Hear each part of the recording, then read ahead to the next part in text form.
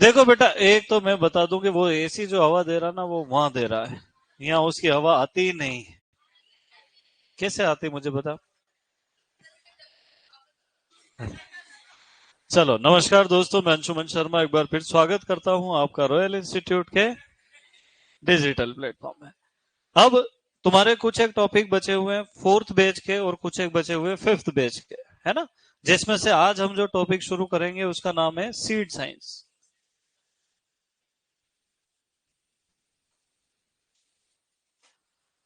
Seed science को हिंदी में क्या लिखेंगे हम लोग? बीज विज्ञान। थोड़ा इसको।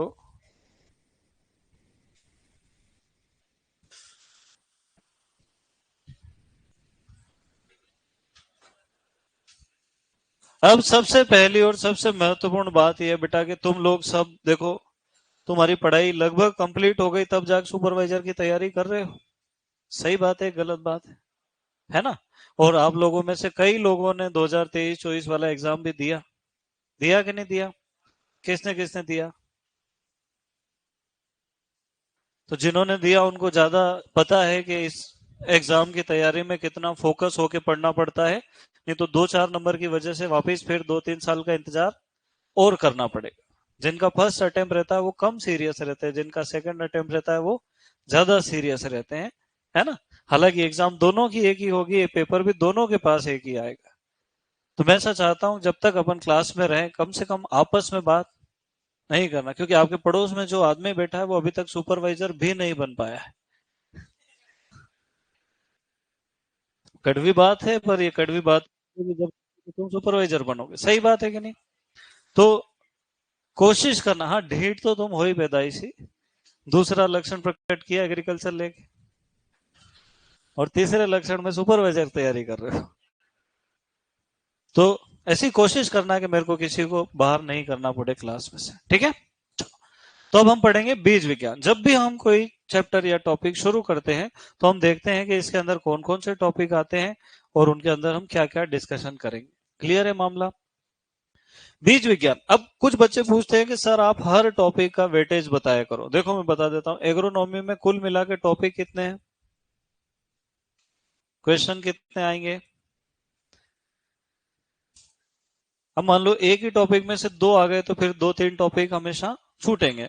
तो ऐसा हर एग्जाम में होता है, चिंता करने की जरूरत नहीं है। टॉपिक 23 है, जेईटी में तो 15 ही क्वेश्चन आते हैं, मतलब कुछ टॉपिक में से क्वेश्चन नहीं आते। अब समस्या क्या है कि जो आपके 11th है और जो आपके 12th के चैप्टर, जैसे आपका 12th के 6 चैप्टर है एग्रोनॉमी के, पर अगर उनके टॉपिक काउंट करेंगे तो वो 17 यानी 17 टॉपिक हो जाएंगे। कितने हो जाएंगे? जैसे फर्स्ट चैप्टर है सस्य विज्ञान का परिचय, एक अलग टॉपिक है। मृदा उर्वरता उत्पादकता मृदाक्षरण अलग टॉपिक है, और बीज विज्ञान बिल्कुल ही अलग टॉपिक है। तो 3 चैप्टर मिला के एक चैप्टर बनाया गया। तो उस बात का अपने ध्यान रखना है कि 3 नहीं, एक चैप्टर है 12th के हिसाब से, एक नहीं 3 चैप्टर है सुपरवाइजर के हिसाब से, है ना। बीज विज्ञान का मृदा उर्वरता उत्पादकता मृदाक्षरण वाले चैप्टर से कोई लेना देना। Very good. तो अपन ऐसा मान के चलेंगे कि एक क्वेश्चन तो हर साल बीज विज्ञान में से आता ही आता है ना। पिछली बार पूछा फेरिक क्लोराइड परीक्षण किसके लिए किया जाता है? बीजों की यांत्रिक क्षति के लिए। ठीक है। चलो, अब इस चैप्टर के अंदर हम क्या क्या पढ़ेंगे? तो सबसे पहले तो हम पढ़ेंगे बीज की परिभाषा। क्या पढ़ेंगे? बीज की परिभाषा, के बीज किस प्रकार से अलग अलग लोगों ने परिभाषित किया है। इसके बाद हम पढ़ेंगे उन्नत बीज के गुण। क्या पढ़ेंगे? उन्नत बीज के गुण। और इन गुणों में से एक एक गुण उठा उठा के फिर उसको हम डिस्कस करेंगे। जैसे पहला गुण क्या है? अंकुरण क्षमता अच्छी होना चाहिए। शुद्धता 2 प्रकार की हम पढ़ेंगे। एक पढ़ेंगे भौतिक शुद्धता, दूसरी हम पढ़ेंगे आनुवांशिक शुद्धता।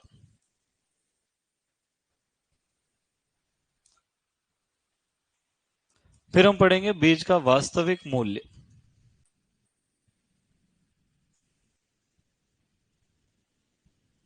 फिर हम पढ़ेंगे बीज की जीवन क्षमता। फिर हम पढ़ेंगे बीज की सुषुप्त अवस्था। फिर हम पढ़ेंगे सुषुप्त अवस्था को तोड़ना। इसके बाद हम पढ़ेंगे बीज संतति, जिसमें हम पढ़ेंगे नाभिक बीज किसे कहते हैं, प्रजनक बीज किसे कहते हैं, आधार बीज किसे कहते हैं और प्रमाणित बीज किसे कहते हैं। बीज संतति के बाद नेक्स्ट टॉपिक आपका आएगा बीज भंडारण, फिर बीज उत्पादन से संबंधित संस्थाएं एवं कानून, और लास्ट में पढ़ेंगे परीक्षण भार। और इस प्रकार से लगभग 5 से 6 दिन में यह चैप्टर जो है अपना कंप्लीट हो जाएगा। क्लियर है क्या मामला? जब भी आपको रिवीजन करना हो तो आपको पूरा पेज पलट के नहीं देखना, आपको देखना है बीज की परिभाषा क्या है, तो ऑटोमेटिक अपना दिमाग उसका रिवीजन कर। पहले तो पढ़ना है 2 3 4 बार, फिर बाद में रिवीजन करते समय सिर्फ इतना देख के ही आपका रिवीजन हो जाएगा। तो पहले पूरा पढ़ना है, फिर उसके शॉर्ट नोट्स बनाना है। शॉर्ट नोट्स नहीं बनाओगे तो भी ये सब देख के, जैसे मैं कहता हूँ बीज संतति, मेरे दिमाग में आ जाता है नाभिक बीज, प्रजनक बीज, आधार बीज, पंजीकृत बीज, प्रमाणित बीज, सत्यापित। रिवीजन दिमाग तेजी से करता है, हमारा मुंह धीरे धीरे बोलता है। तो पहले इसको नोट कर लो, फिर इसको शुरू करते हैं वन बाय वन।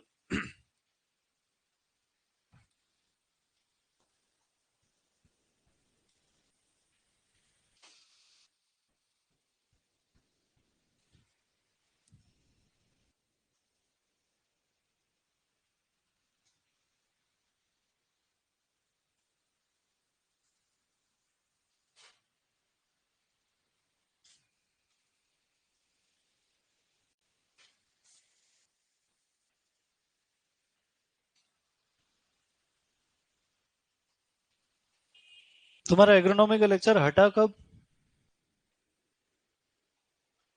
है? 1 महीना? फोर्थ बैच वालों का भी?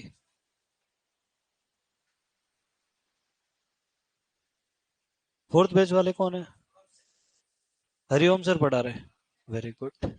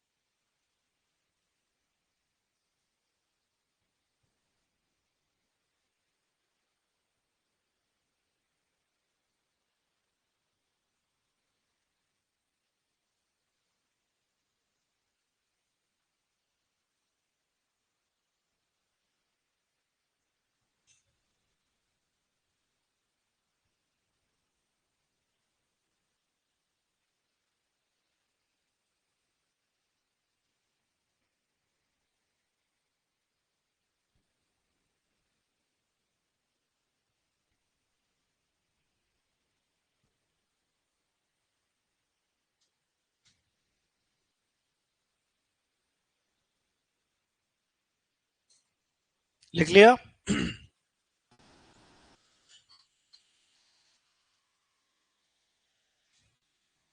एग्रो क्लाइमेटिक जोन टॉपिक चल रहा है, कहाँ चल रहा है एग्रो क्लाइमेटिक जोन? तो वो लास्ट क्लास को कितने दिन हुए यूं पूछ रहा हूँ। 20 25 दिन हो गए, हाँ। उसको आखिरी में समझ लेंगे अपन, उसमें ज्यादा लोड लेने की जरूरत नहीं है ना। क्योंकि हम फिफ्थ बैच वाले भी फिर वो कहेंगे कि सर आते ही बीच में से शुरू कर दिया, तो सबको सेटिस्फाई करना बहुत मुश्किल हो जाता है। ये अभी कहेगा सर मेरा खरपतवार पढ़ा दो, एक ऐसे उसके कहती, तो बीज दोनों का बचा है, फोर्थ बैच का भी फिफ्थ का भी, वो कंप्लीट कर लें। फिर जैसे जैसे कवर होते जाएंगे फिर फोर्थ बैच वाले फ्री हो जाएंगे, फिर फिफ्थ बचेगा। ठीक है, चल आगे पीछे पढ़ने से कोई फर्क थोड़ी पड़ता। अब मुझे एक बात बताओ कि जैसे कोई पौधा है, देखा तुमने कभी पौधा? उसमें जड़ें होती है क्या? उसमें तना होता है, उसमें शाखाएं होती है, और उनमें पत्तियां भी होती है। कभी कभी पौधे का अगर मन हो तो उसमें पुष्पन भी होता है, और पुष्पन के बाद फिर फलन होता है, फल लगते हैं। और इन फलों के अंदर एक वानस्पतिक भाग होता है जिसको कहते हैं बीज। तो बॉटनी का यूं कहना है कि बीज पौधे का एक भाग है, जैसे जड़ है, तना है, पत्तियां हैं, पुष्प है, फल है, वैसे बीज भी क्या है? एक भाग है। और उनका यूं भी कहना है कि परागण की प्रक्रिया जब हो जाती है, तुमने पुष्प की संरचना पढ़ी कभी जिंदगी में? ये क्या है? इसको कहते हैं अंडाशय। क्या कहते हैं? अंडाशय। ये जो गर्दन है इसको कहते हैं वर्तिका। क्या कहते हैं बेटा? और इस वर्तिका का अग्र भाग क्या कहलाता है? वर्तिकाग्र। इस अंडाशय के भीतर एक बीजांड होता है। क्या होता है बेटा? बी। अब अगर ये मादा पुष्प है तो इसमें बस इतने ही भाग होंगे, है ना? ये पुष्पासन, जिस आसन पे पुष्प बैठा है वो क्या है? पुष्पासन। इसके बारे में अपने से कोई नहीं पूछेगा। पर अगर ये द्विलिंगी पुष्प है तो फिर इसमें नर भाग भी होंगे। ये पूतंतु है। क्या है बेटा? उमंग भी कहते हैं इनको, है ना? जहां पराग बनते हैं उनको क्या कहते हैं? पराग कोश। और इनमें जो कण निकलते हैं वो क्या कहलाते हैं? पराग कण। अब परागण दो प्रकार का होता है, अगर खुद ही खुद के पौधे में हो जाए तो, और दूसरे में जाके हुए तो। पर परागण की प्रक्रिया तो केवल इतनी है कि कहीं से पराग कोश से पराग कण निकले और वो कहाँ आके बैठ गए? वर्तिकाग्र पर पहुंच गए, मतलब उनकी जर्नी खत्म हो गई, है ना? इस प्रक्रिया को क्या कहते हैं? परागण। इसके बाद फिर एक पराग नलिका का निर्माण होता है। किसका निर्माण होता है? और इस नलिका से होते हुए ये पराग कण कहाँ आएंगे? बीजांड के अंदर। और यहां पर होता है निषेचन। क्या होता है बेटा? उस निषेचन के बाद ये जो अंदर वाला भाग है जिसको हमने क्या कहा? बीजांड। ये तो बन जाता है बीज। क्या बन जाता है? और ये जो पूरा अंडाशय है ये बन जाता है फल। क्या बन जाता है? तो बॉटनी वालों का यूं कहना है, वनस्पति विज्ञान का, कि एक परिपक्व निषेचित बीजांड ही बीज कहलाता है। तो अपन पहली परिभाषा किसके हिसाब से लिखेंगे? बॉटनी के हिसाब। ऐसे डायग्राम बनाने में इंटरेस्टेड रहते हो क्या तुम, कि सिर्फ लिखने में इंटरेस्टेड रहते हो? हाँ।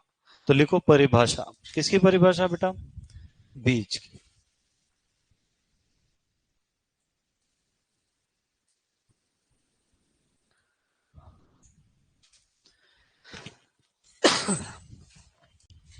किसके हिसाब से लिखें? वनस्पति विज्ञान के हिसाब से।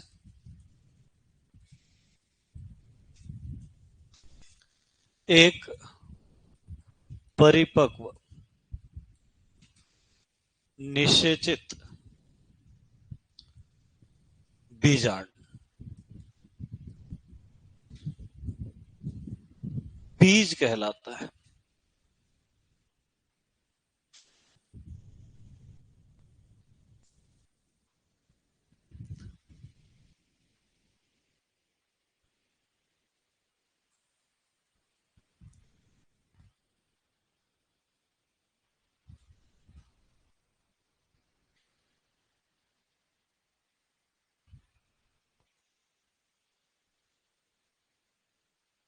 लिखा बेटा? अब एग्रीकल्चर वाले जो भिड़े, जो वहां बोटनी वालों को पकड़ के लाए, एक पौधे एक डंडी काटी, उसको मिट्टी में लगाया, 4 दिन बाद पौधा बन गया। बोले ये क्या है? अरे समझ रहे हो कि नहीं?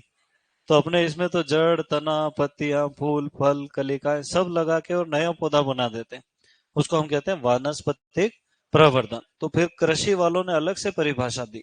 ये किसने दी? बॉटनी वालों ने कहा कि फल के अंदर जो बन रहा है वो क्या है?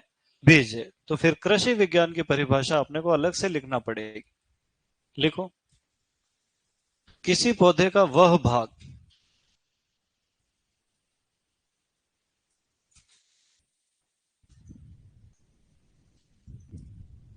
तुमको सिर्फ लिखना और रटना है कि समझना भी है चीजों को?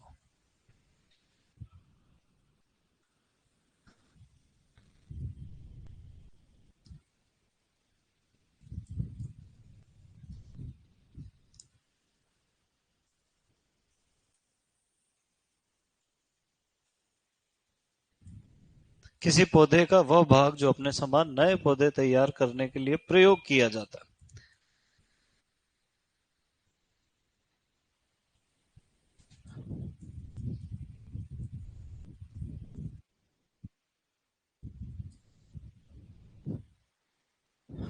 बीज कहलाता है।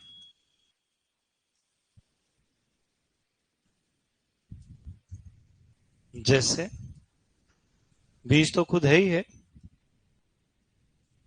जड़, तना, पत्तियां, आदि। आदि में सब आ गया, टिश्यू कल्चर भी आ गया ना।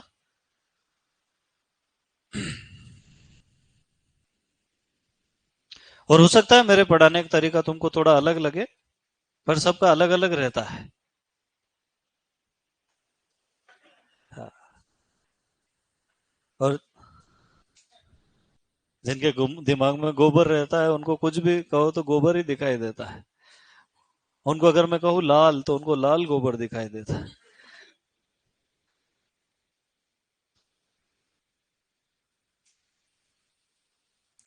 भाई तू सुपरवाइजर बनने के लिए भी रफ कॉपी का प्रयोग करेगा क्या? हाँ यार बताओ।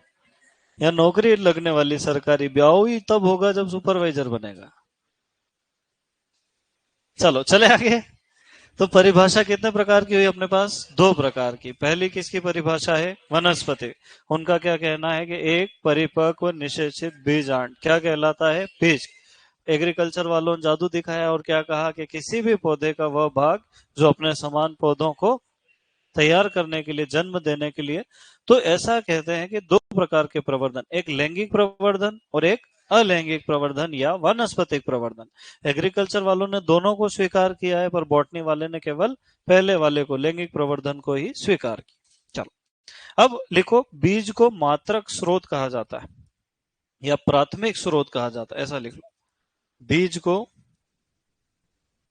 प्राथमिक स्रोत कहा जाता है।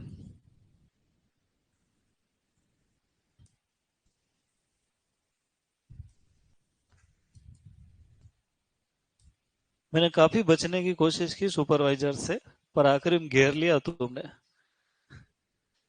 आखिरी दम तक दम झेला।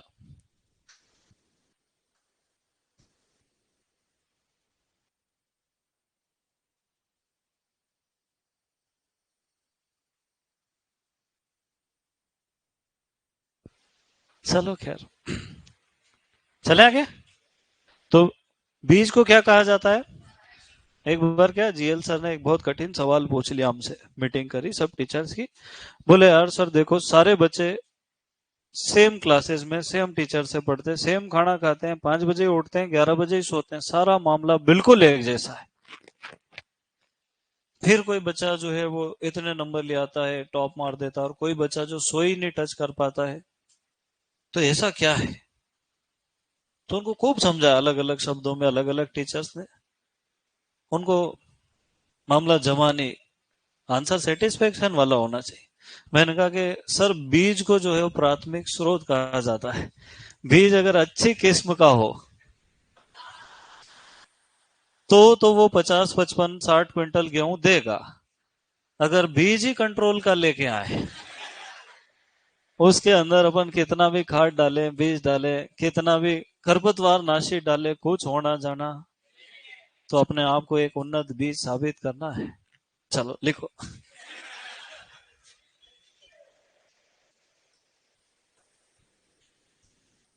वर्तमान में 12% किसान ही उन्नत बीज का प्रयोग करते हैं।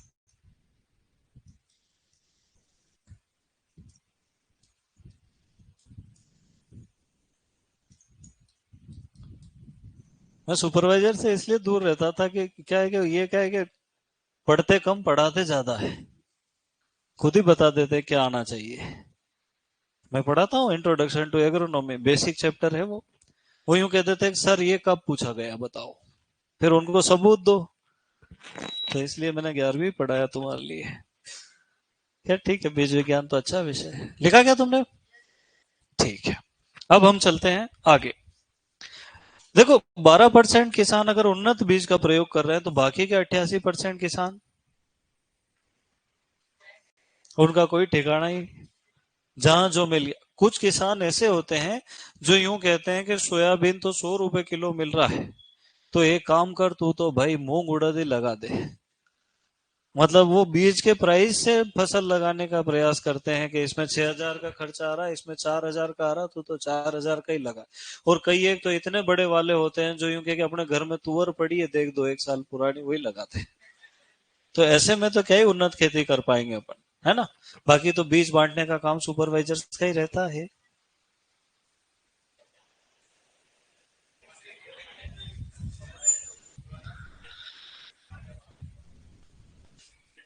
आगे लिखो उन्नत बीज के गुण। अब ऐसे 100-150 गुण हैं, अपन इतने नहीं लिख पाएंगे, अपन थोड़े बहुत ही लिखेंगे, है ना। सबसे पहला लिखेंगे उच्च अंकुरण क्षमता।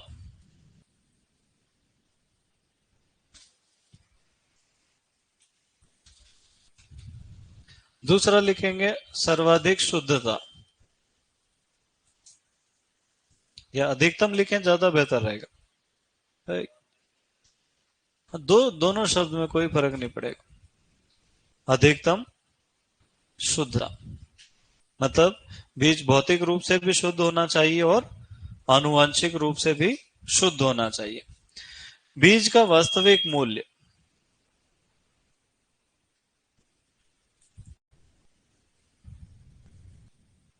75% से अधिक होना चाहिए।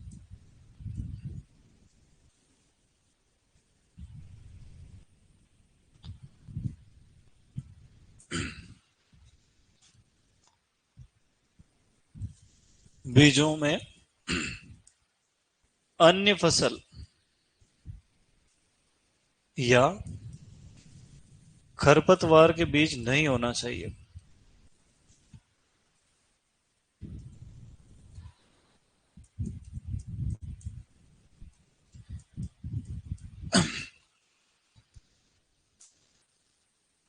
बीज में उसी फसल की अन्य किस्मों के बीज नहीं होना चाहिए।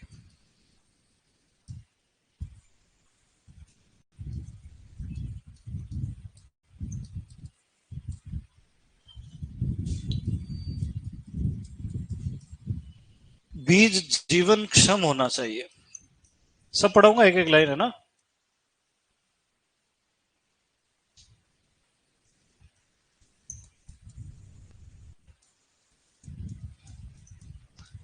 बीज सुषुप्त अवस्था में नहीं होना चाहिए।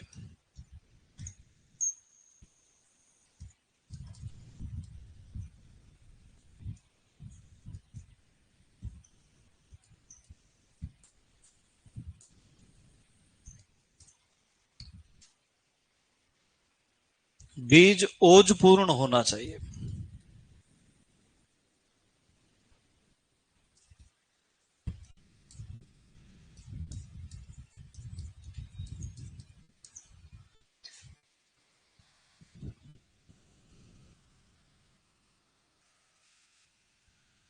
बीज कीट एवं रोगों से मुक्त होना चाहिए।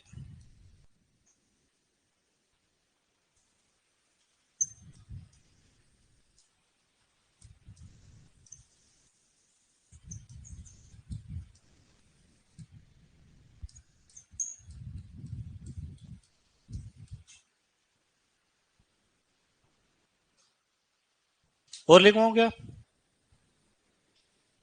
10, फिर जितने याद हो उतने ही लिखना चाहिए, है ना।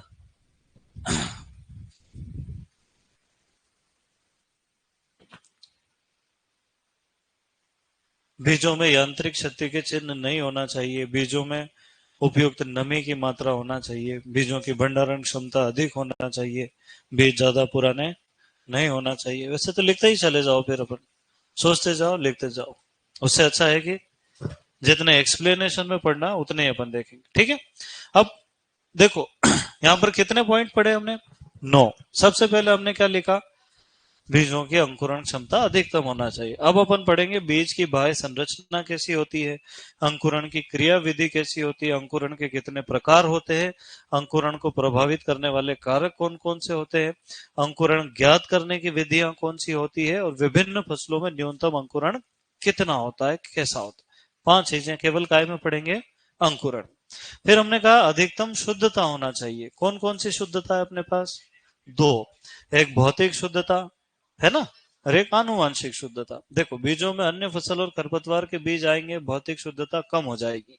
बीजों में उसी फसल के अन्य किस्मों के बीज आएंगे, आनुवांशिक शुद्धता कम हो जाएगी। फिर हमने पढ़ा बीज जीवन क्षम होना चाहिए, मतलब उसके अंदर जो भ्रूण है वो जिंदा होना चाहिए, श्वसन करते रहना चाहिए। अगर वो मर गया तो फिर वो बीज बुआई करने पर उगेगा नहीं।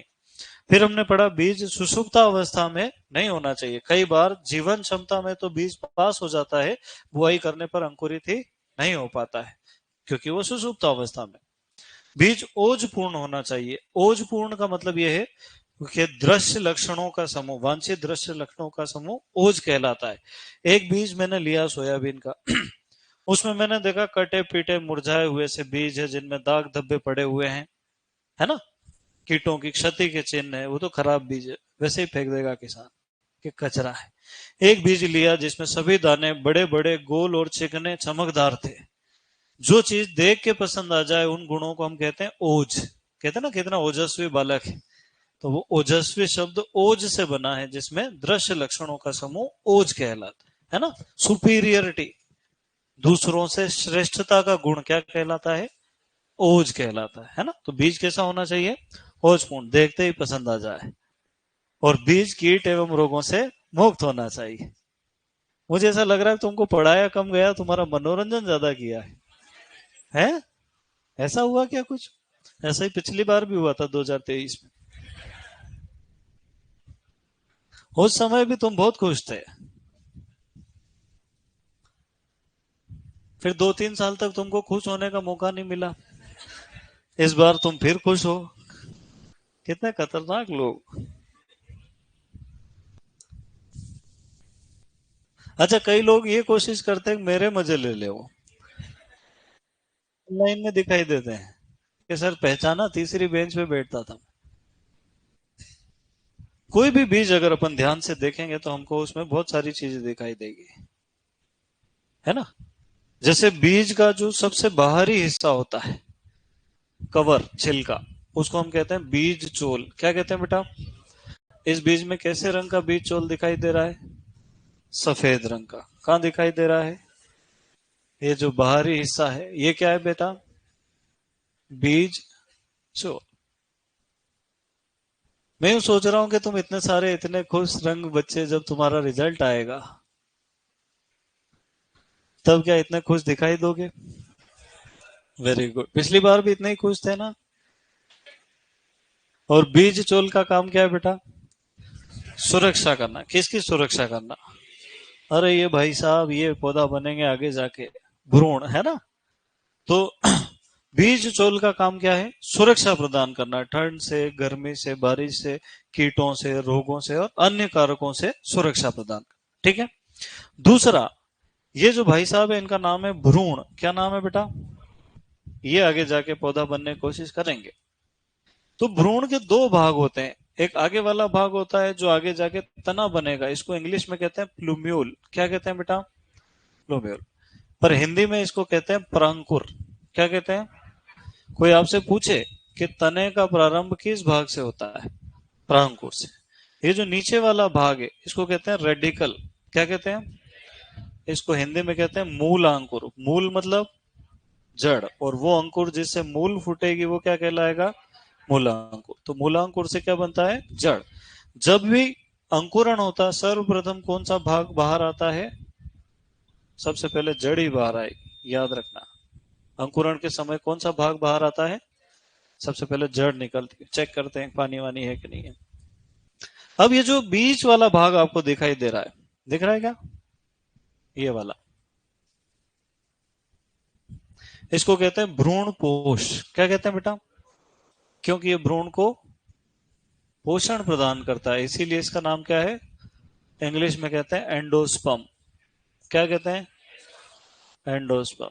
और इस एंडोस्पर्म की खासियत यह है कि यह त्रिएन होता है। जैसे तुमने गेहूं में पढ़ा होगा कि गेहूं में बेसिक गुणसूत्रों की संख्या 7 है, एक्स बराबर 7। तो जो द्विगुणित गेहूं है, जैसे टेटिकम डाइकोकम, टेटिकम डाइकोएट्स, टेटिकम, कौन सा है रे द्विगुणित? मोनोकोकम टेटिकम, है ना।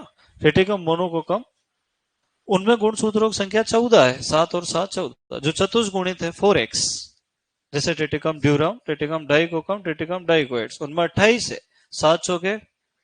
और जो हेक्साप्लॉइड गेहूं है दो प्रकार का, भारतीय बोना गेहूं और मैक्सिकन बोना गेहूं, टिटिकम एस्टिवम, टिटिकम स्केरोकोकम, उनमें गुणसूत्रों की संख्या 42 है। अब अपने से पूछे कि गेहूं में गुणसूत्रों की संख्या कितनी होगी। अपन उत्तर बताएंगे 42, क्योंकि भारत में सबसे ज्यादा खेती किसकी होती है, मैक्सिकन बोने गेहूं की, ट्रिटिकम एस्टिवम की 87% एरिया, उसमें गुणसूत्र कितने हैं, 42। कोई पूछे गेहूं के परागकण में गुणसूत्र कितने हैं, अब परागकण तो सिंगल होता है, एन होता है, तो उसमें आ जाएगी 21। गेहूं में 42, जितने भी कई कोशिकाएं हैं उनमें 42। और गेहूं का जो भ्रूण पोष होगा उसमें गुणसूत्रों की संख्या होगी 63। क्यों होगी, क्योंकि परागकण एन होता है, बाकी की कोशिकाएं 2n होती है और भ्रूणपोष।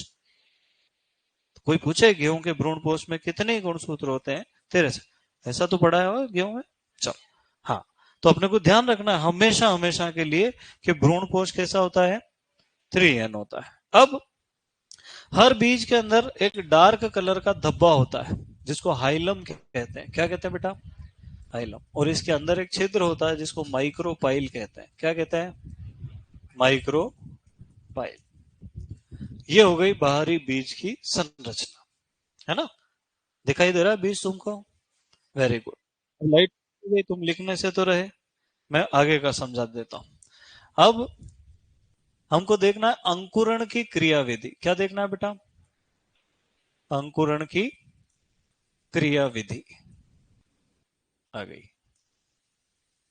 अंकुरण कैसे होता है, मान लो हमने किसी बीज को मिट्टी में रखा और नीचे दबा दिया, ऊपर से पानी डाला, क्योंकि अंकुरण के लिए नमी सबसे आवश्यक कारक है।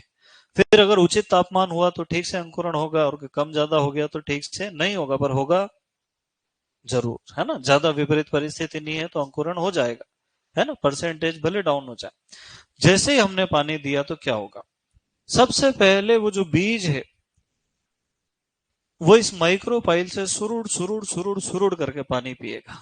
इसको अवशोषण नहीं कहते हैं, इसको कहते हैं अंतःचूषण। क्या कहते हैं बेटा, तो बीज क्या करेगा, उस मुंह से जिसका नाम माइक्रोपाइल है उससे सुरुड़ सुरुड़ पानी खींचता है और अपने भ्रूण पोष के बाहर का लगभग 60 से 70% जल अवशोषित कर लेता है, जिसके कारण भ्रूण पोष फूल जाते हैं। अब जैसे ही भ्रूण पोष फूलते हैं तो बीज का ये बाहरी जो सुरक्षा आवरण है, बीज चोल, ये टूट जाता है। ये जो अभी हमने बात की ये कहलाते हैं भौतिक परिवर्तन, जो दिखाई देते हैं। माइक्रोस्कोप कैमरा लगा के देखेंगे सब दिखेगा, वो सुरुड़ सुरुड़ पानी पी रहा है ये भी पता चलेगा, भ्रूणपोष फूलते हुए भी दिखाई देंगे, बीज छोड़ टूटता हुआ भी दिखाई दे। अंदर रासायनिक परिवर्तन होते हैं, जैसे जिब्रेलिक अम्ल, एक हार्मोन है GA3, वो जाके भ्रूण की सुषुप्त अवस्था को तोड़ देता है। एमाइलेज नाम का एंजाइम स्टार्च को माल्टोज में बदल देता है, क्योंकि माल्टोज जो है बीज का प्रारंभिक भोजन कहलाता है ना। कोई पूछे बीज की शर्करा क्या है, माल्टोज है। गन्ने की शर्करा क्या है, सुक्रोज है। अंगूर की शर्करा क्या है, ग्लूकोज। दूध की शर्करा क्या है, लैक्टोज है। फलों की शर्करा क्या है, फ्रक्टोज। और अंडे की शर्करा क्या है, मेनोज। ऐसे अलग अलग शर्कराओं के प्रश्न भी पढ़े होंगे तुमने। तो वो जो माल्टोज का निर्माण करना शुरू हो जाता है, साथ ही साथ अंकुरित बीज में विटामिन सी बनता है। और फिर ये सब होने के बाद जब इस भ्रूण की सुषुप्त अवस्था टूटती है तो रेडिकल बाहर आ जाता है। सबसे पहले कौन बाहर आता है, इसको कहते हैं अंकुरण की क्रियाविधि। तो अंकुरण की क्रियाविधि में हम क्या लिखेंगे, सबसे पहले क्या काम होगा बताओ, सर्वप्रथम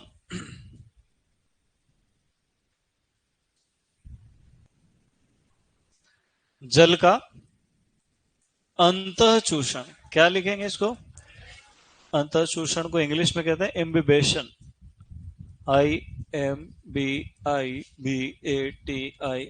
क्या कहते हैं बेटा, एम्बिबेशन, है ना। इसको डिटेल में लिखने की जरूरत ही नहीं है। फिर क्या होगा, भ्रूणपोष का फूलना। फिर क्या हुआ, बीज चौल का टूटना। ये तीनों तो भौतिक परिवर्तन हो गए, 1 2 और 3।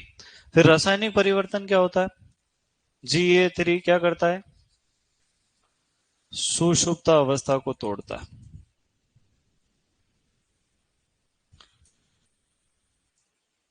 एमाइलेज क्या करता है? किसको बदलता है? स्टार्च को काय में बदल देता है, माल्टोज में बदलता है। और इस माल्टोज को हम क्या कहते हैं? बीज की शर्करा कहते हैं। ये रासायनिक परिवर्तन हो गया। इधर विटामिन सी का संश्लेषण प्रारंभ हो जाएगा। प्रश्न आता है अंकुरित बीजों में कौन सा विटामिन पाया जाता है? विटामिन सी अधिक पाए तो बहुत सारे जाते हैं, पर अधिक कौन सा पाया जाता है? Vitamin C. सिग्निफिकेंट चेंज इसमें देख सकते हैं। अब इतना लिखो देखे। ऐसा बनाओगे कि नहीं बनाओगे?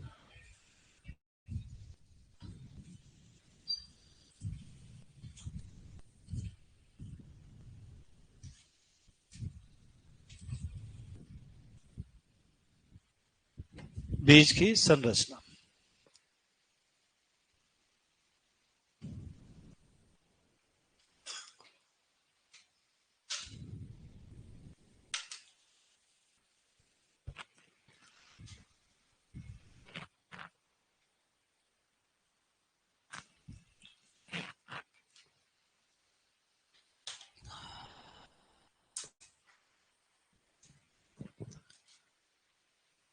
ऑनलाइन वाले पूछ रहे सर आपका नाम क्या है?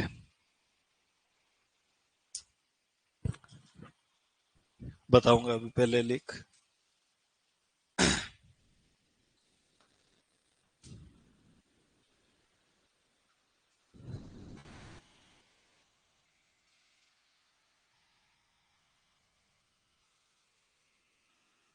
यार अभी 2:30 मैंने देखा था तो बोले भारी बारिश की संभावना, 5:30 कह रहा है कि यार हल्के हल्के बादल छाए हुए हैं। मौसम विभाग वाले एक जैसा काम क्यों नहीं करते? इनके भरोसे रहो तो।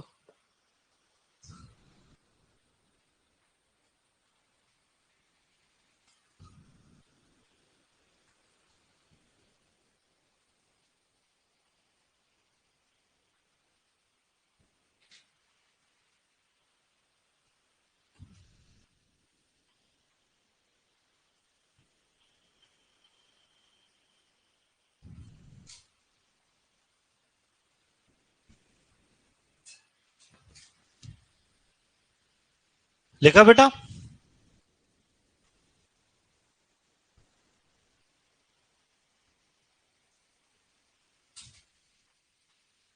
मैं जो हिंदी लिखता हूँ तुम्हारे समझ में आ जाती है? वाह।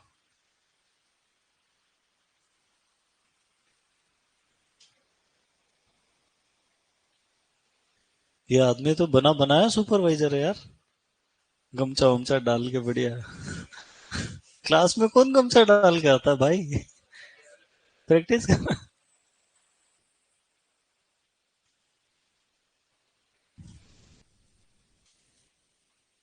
कुछ लोग यूनिक रहते हैं जिंदगी में, जैसे मैं। हाँ, मैं किसी और के बारे में क्यों बात करूं जब मैं हूं इस दुनिया में।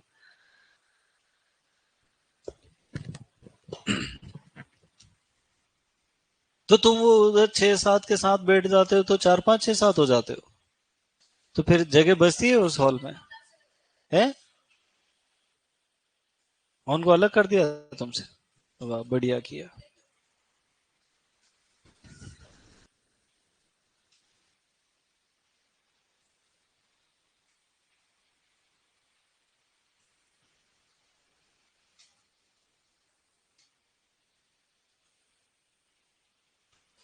तूने जो बीज बनाया है ना,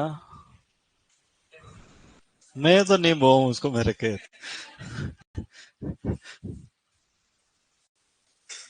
है? अरे उस बीज की चोंच कौवे से भी ज्यादा लंबी है।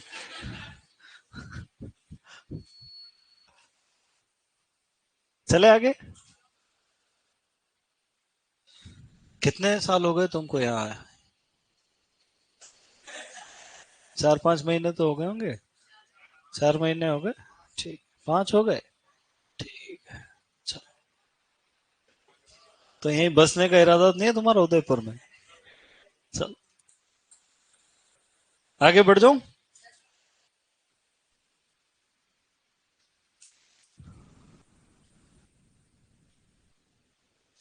अच्छा देखो, एक बात बता दूं मैं, छोटी से छोटी चीज भी आ सकती है एग्जाम में, है ना।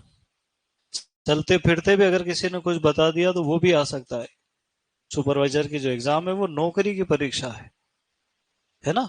एडमिशन की परीक्षा अलग होती है, नौकरी की परीक्षा अलग होती है। एडमिशन की परीक्षा में वही आता है जो किताबों में लिखा हुआ है। नौकरी की परीक्षा में किताबों का तो आता ही, साथ में तुम्हारे चारों तरफ जो घटनाएं घट रही वो भी आ जाती है। क्योंकि सुपरवाइजर को आंख और कान खुले रखना पड़ेंगे। तो वो चेक करते हैं कि आदमी अभी तैयार है कि नहीं है। तुम सोचो 2021 में उन्होंने क्वेश्चन पूछ लिया कि ई नाम योजना कब शुरू हुई। वो तो भगवान भला करे जो मैं पढ़ाता हूँ इतिहास में, कि ई नाम योजना 14 अप्रैल 2016 को शुरू हुई। पूरे राजस्थान में हाहाकार मच गया। बोले इतना आउट ऑफ सिलेबस। मैंने कहा कौन सा ये लिखा देखो, 2020 से ही पढ़ा रहे, मैं तो 14 से ही पढ़ा रहा हूँ सब कुछ। एक क्वेश्चन ने पूरा रिजल्ट बदल के रख दिया, क्योंकि 3 नंबर का और तुक्का मारो तो 4 नंबर का खेल है। पर राजस्थान के बच्चे शॉर्टकट पढ़ना पसंद कर, इतने लिखवा दो ना मैं, बोले ये तो फालतू पढ़ाते हैं। मैंने कहा यार 16 साल से पढ़ा रहा हूँ, 60,000 बच्चे पढ़ा दिए मैंने, फालतू में ही पढ़ा दिए। वो यूं चाहते कि 11 12 के अलावा कुछ लिखा हो ही मत। तभी तो 2013 में उन्होंने परीक्षा दी, 15 में भी दी, 18 में भी दी, 21 में भी दी, अभी भी तैयार है। मतलब इस जज्बे को सलाम है। अगर आर्मी में होते ना तो पाकिस्तान उधर अफगानिस्तान में घुस जाता अभी।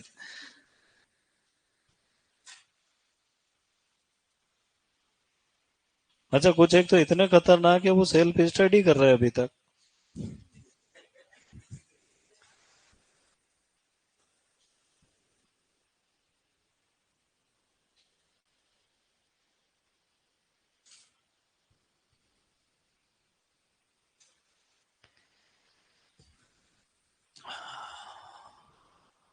तो एक भैया पूछ रहे हैं कि कितना लिखा है, बस इतना ही लिखा है बेटा, 6 पॉइंट।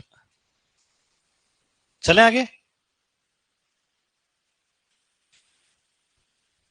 तुम बचपन से ऐसे ही हो, ट्रेनिंग वेनिंग ले रखी। अरे इतनी देर में आधी किताब लिख ले आदमी। तुम धीरे धीरे क्यों लिखते हो मैं बताता हूँ। तुम पढ़ते हो सर्वप्रथम, फिर पूछते हो प्रथम के पहले क्या था।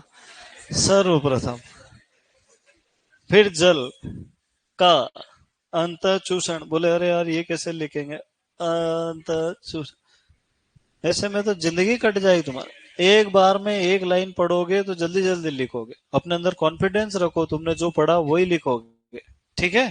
तो तेज लिख दोगे, उसमें क्या है यार। ऐसे सुपरवाइजर कलेक्टर की मीटिंग में वो 15 मिनट में 25 30 पॉइंट बता देगा तुमको, आधे लिखोगे आधे छोड़ोगे, फिर वो पूछ लेगा कि आप खड़े हो जाओ घनश्याम जी, बताओ मैंने क्या बताया। बोले हैं सस्पेंड, 15 दिन आराम करो।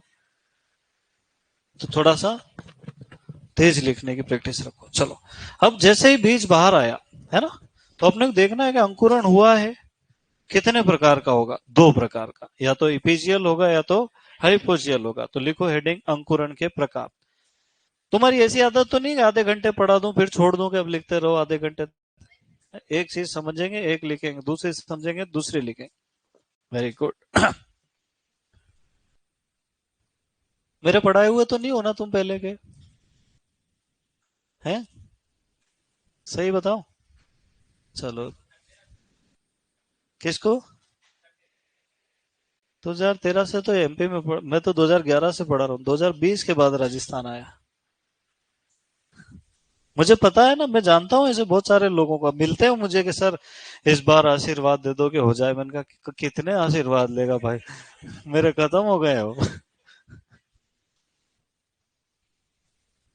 एक बार एक सर अपने यहाँ पे पढ़ाते थे, उन्होंने कहा कि यार मेरा पेपर है डबल एओ का, मेरे को कुछ ऐसा बताओ कि मजे आ जाए। तो मैंने कहा कि काशी लालिमा भिंडी की किस्म है और पूसा बीटा केसरी फूल गोभी की है। अभी कल के ही पेपर में आया, तो एक बार इसको देख लेना, चले जाना। दोनों क्वेश्चन आए इस पेपर। तो ऐसे कभी कभी वो भगवान की दया से कुछ ना कुछ निकल जाता है ना। वो तो ऊपर वाला मदद करना चाहता ना किसी की, तो वो किसी भी रूप में कर देता। चलो। तो तुम ध्यान दिया करो मैं जो कह रहा हूं। क्या लिखोगे? अंकुरण के प्रकार। अब देखो मेरी बात सुनो, जैसे मान लो अपन ने बीज की बुआई करी, तो हम तो कोशिश करते हैं बीज कहाँ चले जाए, जमीन के नीचे। अब कुछ बीज ऐसे होते हैं बेचारे जो अंकुरित होते हैं, तो वो केवल उनका प्रअंकुर बाहर आता है और जड़ें नीचे चली जाती है, वो भाई साहब वहीं के वहीं रह जाते हैं। पर कुछ एक बीज जो होते हैं वो एबले होते हैं, वो क्या चाहते हैं कि पहले मैं खुद तो आ जाऊं बाहर, और बाकी जड़े वड़े रह जाए सब नीचे। जैसे सोयाबीन देखा तुमने, है? वो यूं करके बाहर आ जाता है, पपड़ी वपड़ी सब उठा देता है, जमीन उठा लेता है, उसको लगता है मैं ही हनुमान जी हूँ। तो अगर बीज पत्र अंकुरण के बाद जमीन के नीचे रह जाए, नीचे को कहते हैं अधो। क्या कहते हैं बेटा? अधो। तो अंकुरण होगा अधोभूमिक। अगर वो बाहर आ जाए तो इसको क्या लिखेंगे अपन? ऊपरी भूमिक। ये तो हिंदी हो गई, है ना? इंग्लिश में वर्ड है हाइपो। हाइपो का मतलब होता है अंदर, जैसे हाइपोडर्मिस अंदर वाली कोशिका, है ना? और इपी का मतलब होता है बाहर। तो इपी इपीजियल जर्मिनेशन का होगा बाहर की तरफ। अब इसको थोड़ा अच्छे से बना देता हूं ताकि तुम्हारे लिखने में सुविधा रहे, है ना? तो अंकुरण कितने प्रकार का हो रहा है? एक तो हो रहा है हाइपोजियल। ऐसी अंग्रेजी लिखो चल जाएगा क्या? Very good. इसको कहते हैं अधोभूमिक अंकुरण। क्या कहते हैं? अधो का मतलब, अधोभूमिक मतलब जमीन के नीचे। और दूसरा क्या होता है? इपीजियल अंकुरण। इपीजियल का मतलब क्या होगा? ऊपरी भूमिक। कई बार हिंदी लिखते ही नहीं अपन, इंग्लिश इंग्लिश ही लिख लेते हैं, फिर वो हिंदी में पूछ लेता है। अब हाइपोजियल अंकुरण का मतलब क्या है? कि बीज तो कहां रह जाएगा और बाहर केवल कौन आएगा? तना। तो यहां मैं लिख देता हूं बीज पत्र। बीज पत्र कहां रह गए? ठीक है। ऊपरी भूमि या इपीजियल में क्या होगा कि जड़ें तो रह जाएगी, और वो भाई साहब कहां जाएंगे? तो बीज पत्र अगर जमीन के बाहर निकल आए तो इसको क्या कहते हैं? इपीजियल अंकुरण। अगर अंदर रह जाए तो उसको क्या कहते हैं? हाइप। अब एक शब्द मैं प्रयोग कर रहा हूं, ग्रेमिनी कुल की फसलों में मुख्य रूप से कौन सा अंकुरण पाया जाता है? हालांकि मैं अगर तुमको ग्रेमिनी पढ़ा था तो मैं पढ़ा था कि गेहूं, धान, मक्का, ज्वार, बाजरा, जौ, जई, कोदो, कुटकी, रागी, सांवा, कंगनी, काकून, छीना, इतनी 14 अनाज वाली फसलें। इसके अलावा गन्ना, बांस, हाथी घास जिसको नेपियर घास भी कहते हैं, अंजन घास, सूडान घास, करनाल घास, मक्खन घास, दूब घास, है ना, गेहूं सा, ये सब ग्रेमिनी कुल में आते हैं।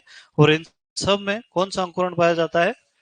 पर अगर तुमको लगता है थोड़ा इजी समझाओ तो तुम 6 अनाज वाली फसलें पढ़ोगे, गेहूं, धान, मक्का, ज्वार, बाजरा और जौ, ज्यादा से ज्यादा जई और हाथी घास। इन सब में कौन सा अंकुरण होता है?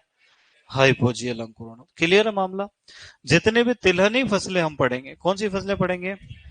तिलहनी फसलें। जैसे हम बात करें मूंगफली, सरसों, तिल, सूरजमुखी, कुसुम, अलसी, अरंडी और सोयाबीन, इन सब में कौन सा अंकुरण होगा?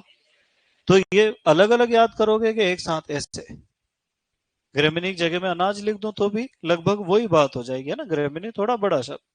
तो अनाजों में कौन सा अंकुरण पाया जाता है और तिलहनों में कौन सा पाया जाए? तुम्हारी ऐसी इच्छा हो तो 14-15 नाम लिखूं मैं? नहीं लिखूं? Very good.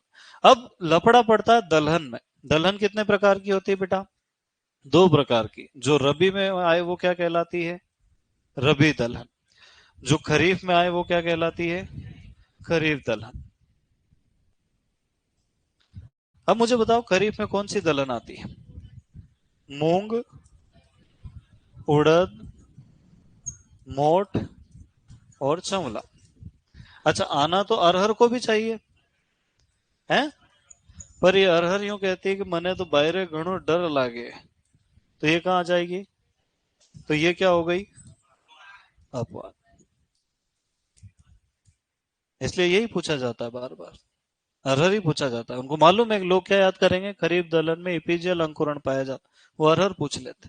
ये अरहर आज तक एक भी रूल फॉलो नहीं करती है ना? सभी दलहनी फसलें मिट्टी के कटाव को रोकती है, ये बढ़ाती है। सभी दलहनी फसलें छोटी अवधि की होती है, ये 8-9 महीने में आती है। सभी दलहनी फसलें जो है वो अधिक हार्वेस्ट इंडेक्स वाली होती है, इसका 19% ही। खरीफ की दलहनों में इपीजियल अंकुरण हो रहा है, इसमें हाइपोजियल हो रहा है। तो ये किसी की बात मानती ही एबली फसल है। चलो, रबी दलहन में आता है चना, मटर, मसूर और राजमा। पर ये राजमा के अलग ही नखरे हैं। यूं कहता है कि हमारा उत्पत्ति स्थान अमेरिका में मैक्सिको, हम सर उठा के जीते हैं, झुका के नहीं जीते हैं।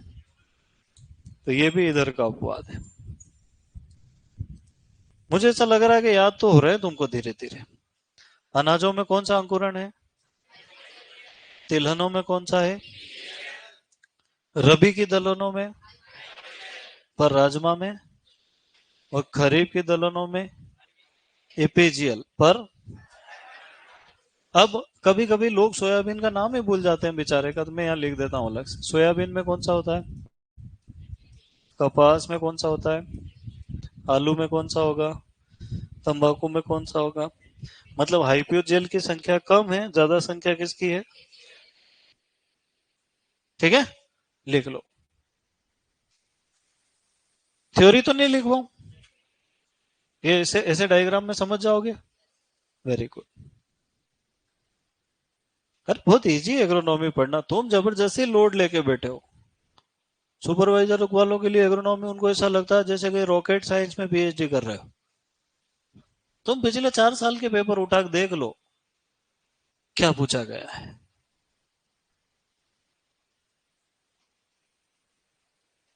कुछ तो भी पढ़ने लग जाते हैं, रेडी रेडी पढ़ रहे, तैयारी सुपरवाइजर कर रहे हैं।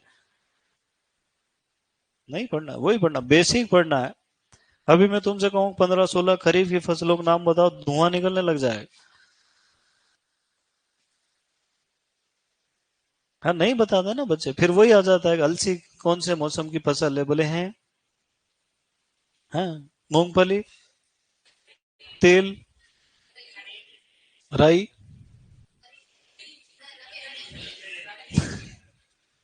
चावला। झटके खाना शुरू मामला। कुसुम,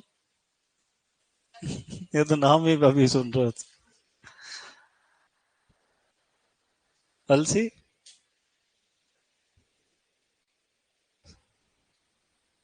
रिच का बर्च।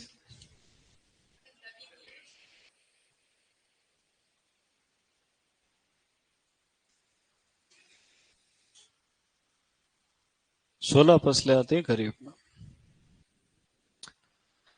लोबिया, गवार, सोयाबीन, कपास, सनई, मक्का, ज्वार, बाजरा, उड़द, मूंग, अरहर, तिल, मूंगफली, चावल और मोठ।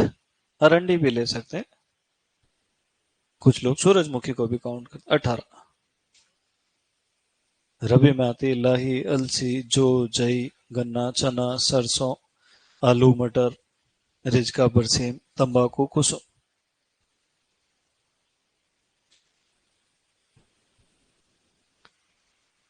और जैसा तुम सोच रहे हो वैसे मैंने याद नहीं किया, मैंने ट्रिक बना रखी।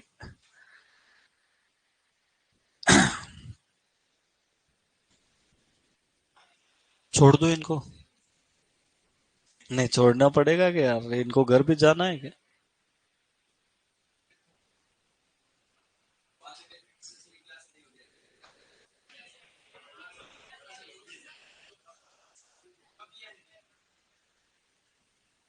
अमीरों के भी अपने टेंशन। मेरे जैसा गरीब आदमी हो तो रोज आ जाए, सुबह से आ जाए, शाम तक घर ही नहीं जाए। बच्चे परेशान मेरे से, मैं टाइम से नहीं छोड़ता हूँ और पढ़ा देता हूँ। रुको अभी आधे घंटे और पढ़ाता हूँ। अरे 6-7 में लेक्चर है वापिस। कौन सी बेच है तुम्हारी? 5 लिखूं कि 4-5 लिखूं?